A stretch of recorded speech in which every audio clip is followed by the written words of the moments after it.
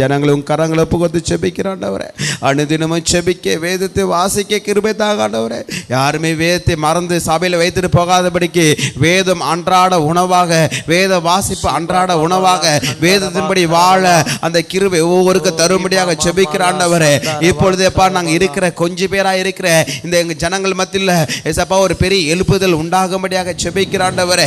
ஓப்பா மகிமை மேல் மகிமையை அடைந்து மறுரூபம் ஆகும் என்று சொல்லியிருக்கிறீரே. எங்கள் மேல் இருக்கிற மகிமை மற்ற ஜனங்கள் கண்டு ரட்சிக்கப்படும்படியாக மீட்கப்படும்படியாக செபிக்கிற ஆண்டவரே. இரவினால் மூடிக்கொள்ளும்படியாக செபிக்கிற ஆண்டவரே. நீங்க இரக்கமுள்ள தேவனப்பா, மனமுருக்கமுள்ள தேவனப்பா. என் ஜனங்களை நான் ஆசீர்வதிக்கிறேன், மனதார ஆசீர்வதிக்கிறேன். ஜனங்களை பாதுகாப்பாக நடத்தும்படியாக செபிக்கிறேன். வெளியில போகும் பொழுதும் வரும் பொழுதும் அப்பா என் ஜனங்களை பாதுகாக்கும்படியாக செபிக்கிறேன். வாகனத்தில் போகும் பொழுது வரும் பொழுது பாதுகாக்கும்படியாக செபிக்கிறேன். கையின் பிரயாசத்தை ஆசீர்வதிக்கும்படியாக செபிக்கிறேன். தேவைகள் நிறைவாக சந்திக்கும்படியாக செபிக்கிறேன். நெருக்கத்தை பெருக்கமாக மாற்றும்படியாக செபிக்கிறேன். குறைகள் நிறைவாக மாற்றும்படியாக செபிக்கிறேன் ஆண்டவரே. கரங்களை ஒப்புக்கொண்டு செபிக்கிறேன். இந்த வாரங்கள் இருக்கிற ஒவ்வொரு ஜெபங்களையும் ஆசீர்வதிக்கும்படியாக செபிக்கிறேன். எல்லாம் துதி கன மகிமை உமக்கே செலுத்துகிறோம். இயேசு கிறிஸ்து மூலம் வேண்டுகிறேன் நல்ல பிதாவே. ஆமென் ஆமென்.